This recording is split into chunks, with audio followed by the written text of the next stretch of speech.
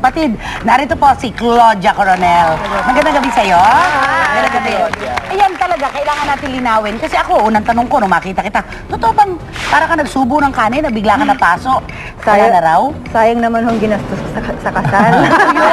Napakaganda ng kasal. Napanood ko yan. Last year lang yun. So, sayang naman yung perang ginastos. Bukod sa panghihinayang mo sa ginastos sa kasal, syempre naman, sayang yung relasyon. Nagkataon lang na umuwi ako dito sa Pinas.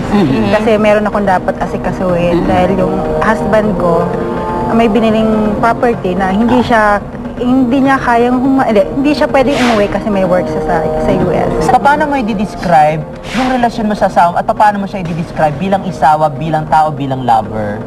Perfect. Perfect. Ang iba 80%, 90%, 99%. Perfect. Parang si Ate V, perfect. Kasi sabi niya nga kasi ganun, pwede pinapayagan daw siya pag showbiz, pag iba hindi. May ibang asawa, di ba, ayaw ng showbiz, basta bahay lang. Bahay lang. Insecure ang mga ganong lalaki. Kasi sa US, kung tutuusin, hindi ko na kailangan mag-work. Paminsan kasi tumatakas ako para mag-work kasi naboboard ako doon. Ay, talaga nagsa-sideline ka? Katulad ng? Yung nag-aalaga ng matanda. Okay. Nag-aalaga ng matanda. Nursing home. Kasi siguro, hindi pa ako nakapag-adjust yung bang nanghingi ka ng pera. Nagagalit ang husband mo sa'yo? Nabubuking ka? Nabubuking ako. Dahil?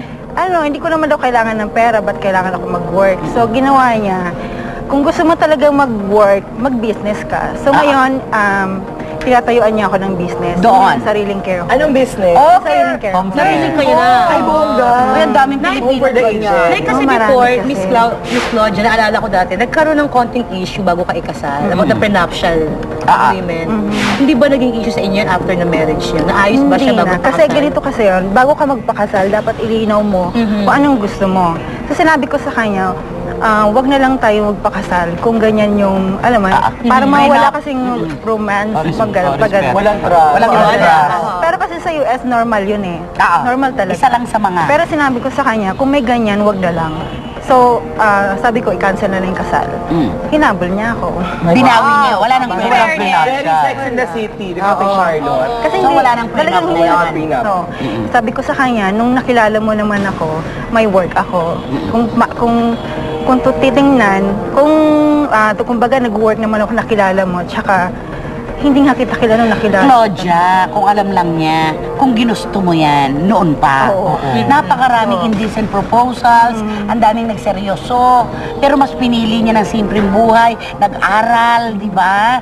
At labag yun sa relihiyon mo. Oo. Sinabi ko naman sa kanya na kung ganyan lang din ang usapan, hindi, wag na lang. Kasi naniniwala naman ako na meron talaga para sa akin na ibibigay. Pero siya rin pala yun dahil hinabol ka.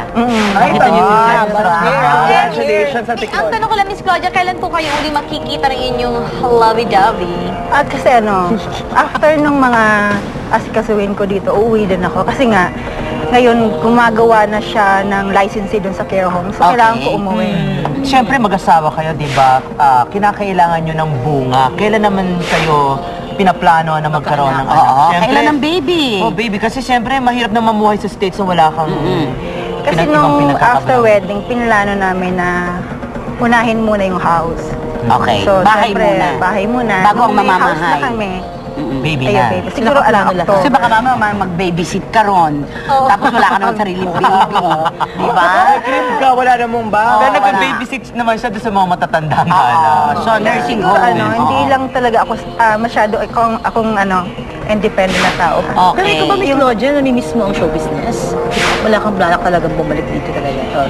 Habang nandito ka, pwede ka bang mag-appear guesting sa mga Kaya nga TV nung shows?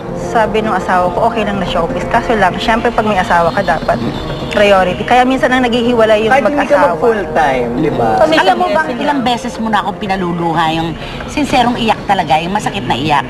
Nung yung sa tatay mo, nung nag-graduate ka sa New Era, nung sinabi mo magpapakasal ka na, At nung kasagsagan ng karir mo, na pinagbintangan ka na isang babae na nagbebenta ng katawan, ilang beses mo nang pinatulaw ang luha ko talaga. Sobra, napakasinserong babae. Grabe, grabe talaga. At nakakabilib itong si Claudia kasi height ng karir niya, bigla siyang umalis sa showbiz para mag-aral. Edukasyon ang number 1 para At isa sa sa kanya. pinakadahilan niya rin, yung pagiging miyembro niya ng iglesia. Oo. At ang kanyang tungkulin sa kanyang pamilya. Na ngayon, sabi nga niya, dinisiplina na niya. Di ba? Okay. So, maraming Pilipino ang nakakamiss sa'yo. Mensahe mo para sa ating mga kababayan? Ayun, kaya po ako narito, nililinaw ko lang, hindi po ako hiwalay. Tama yan. Sinisikap ko talaga na hindi mangyari yung buhay ko tulad ng nangyari sa family ko. So kahit mahirap mag-adjust, ginagawa ko. Alam kong mahirap sa Amerika, walang maid. Talaga sin ginagawa ko lahat. Kung maaari lang magpasakop ako, titiisin ko yung, alam mo yan, magkaiba kasi yung culture namin mag-asawa. So, kung ano talaga yung posisyon ko bilang asawa, ginagawa ko. At dahil sa pag-ibig, kaya mong gawin ang lahat. Mahal ko talaga kasi asawa. Okay, thank you, Claudia Caranel. Maraming salamat. Ay, nako, Alex. Ayan, Grabe. maraming salamat, Miss Claudia. Lagi mo kami pinaunakan dito sa Juicy, di ba? Yes. Nung nag-announce siya nung kanyang pagpapakasal Yes. dito. Oo. And then ngayon, nung paglilinaw niya. Okay, kaya naman gusto magpasalamat ng Juicy sa Aquabest Premium Sundance Placenta